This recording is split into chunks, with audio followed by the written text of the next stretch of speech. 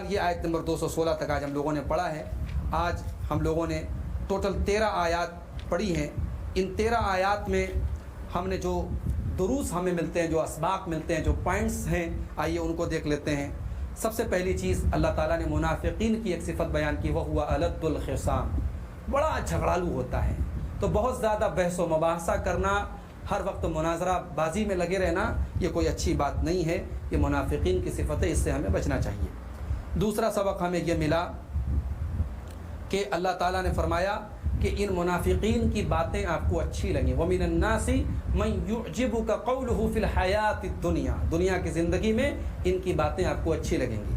اس کا مطلب یہ ہوا کہ صرف کسی کی باتیں اس کی سچائی کی دلیل نہیں ہے جب تک کہ اس کا عمل اس کے قول کی تصدیق نہ کرے۔ ایک آدمی بڑی اچھی اچھی باتیں کر رہا ہے، اس کا مطلب وہ اچھا نہیں ہے۔ اچھا وہ تب مانا جائے گا جب اس کا کردار بھی اچھا ہو۔ کسی انسان کے اقوال اچھے ہونے سے وہ اچھا نہیں ہوتا، قول کے ساتھ عمل کی مطابقت بھی ضروری ہے۔ تیسرا سبق ہمیں یہ ملا کہ مکمل دین پر عمل کرنا یہ اللہ تعالیٰ کو مطلوب ہے۔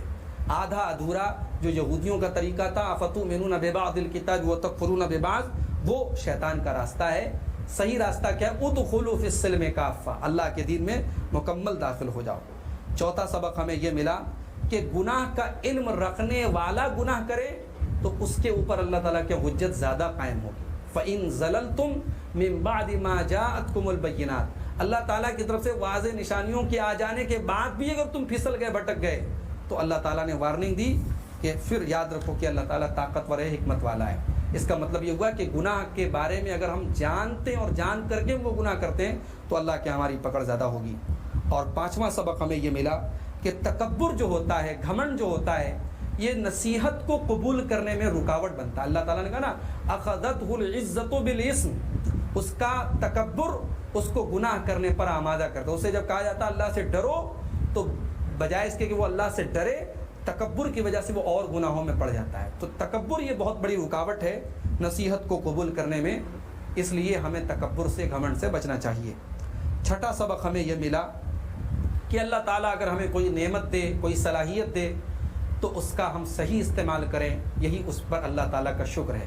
نعمت ملنے کے بعد بھی ہم گناہ کے کام کر رہے ہیں تو یہ اللہ تعالیٰ کی نعمتوں کو بدلنا ہے، اور اللہ نے کیا فرمایا؟ وَمَن يُبَدِّلْ نِعْمَةَ اللَّهِ، جو اللہ تعالیٰ کی نعمت کو بدلے گا، مِن بَعْدِ مَا جَاءَتْهُ، اللہ کی نعمت کے آنے کے بعد، فَإِنَّ اللَّهَ شَدِيدُ الْعِقَابِ، تو اللہ تعالیٰ سخت سزا دینے والا ہے۔ اس کے بعد ساتواں سبق ہمیں یہ ملا کہ اگر آپ کا مذاق اڑایا جا رہا ہے، آپ ایمان پر ہیں، آپ دین پر ہیں، آپ صحیح راستے پر ہیں، پھر بھی آپ کا مذاق اڑایا جا رہا ہے، تو آپ اداس نہ ہوں، آپ دل نہ چھوٹا کریں۔ ایک دن ایسا آئے گا کہ آپ اوپر ہوں گے اور مذاق اڑانے والے آپ سے ڈاؤن ہوں گے، اور اس دن آپ ان کا مذاق اڑائیں گے۔ اللہ تعالیٰ اس دن آپ کو موقع دے گا کہ آپ ان کے اوپر ہنسیں گے۔ تو دنیا میں اگر دین پر چلنے کی وجہ سے آپ کا مذاق اڑایا جا رہا ہے تو یہ کوئی پریشانی کی بات نہیں ہے، آپ کا وقت بھی آئے گا۔ اس کے بعد آٹھواں سبق ہمیں یہ ملا کہ اس امت کو اللہ تعالیٰ نے تمام چیزوں میں سب سے بہترین اور سب سے معتدل موقف اللہ تعالیٰ نے عطا کیا ہے۔ اس امت کو جو بھی چیزیں عطا ہوئی ہیں، ساری چیزیں سب سے بہترین عطا ہوئی ہیں۔ اور نواں سبق ہمیں یہ ملا کہ جنت میں جانے کا راستہ یہ پھولوں کی سیج نہیں ہے، یہ کانٹوں بھرا راستہ۔ ام حسبتم ان تدخلوا الجنہ، کیا تم سمجھتے ہو کہ تم جنت میں چلے جاؤ گے جبکہ تم پر ابھی یہ مصیبتیں نہیں آئیں جو تم سے پہلے کے لوگوں پر آئی تھی؟ تو جنت میں جانے کے لیے ہم سمجھتے ہیں کہ ہم اپنی من مرضی کی زندگی گزارتے چلے جائیں اور جنت ہمیں مل جائے گی، تو یہ خواب و خیال کی بات ہے میرے بھائی۔ اگر آپ جنت میں جانا چاہتے ہیں تو آپ کو یہ بات یاد رکھنا چاہیے کہ بڑا آزمائشوں کا راستہ ہے، تکلیفوں کا راستہ ہے، مصیبتوں کا راستہ ہے۔ اور 10واں سبق ہمیں یہ ملا کہ جب ہم خرچ کریں اللہ کی راہ میں، نیکی کی راہ میں، تو اس میں اپنے والدین کو اور اپنے قریبی لوگوں کو نہ بھولیں، ان کا سب سے پہلے حق ہے۔ اللہ تعالیٰ نے فَلِلْوَالِدَيْنِ وَالْأَقْرَبِينَ، ان کا سب سے پہلے ذکر کیا ہے، وہ سب سے اولین مستحق ہیں ہمارے خرچ کے۔ اللہ سے دعا ہے رب العالمین قرآن کریم کو ہمیں پڑھنے کی، سننے کی، سمجھنے کی اور عمل کرنے کی توفیق عطا فرمائے، آمین۔ والسلام علیکم ورحمۃ اللہ۔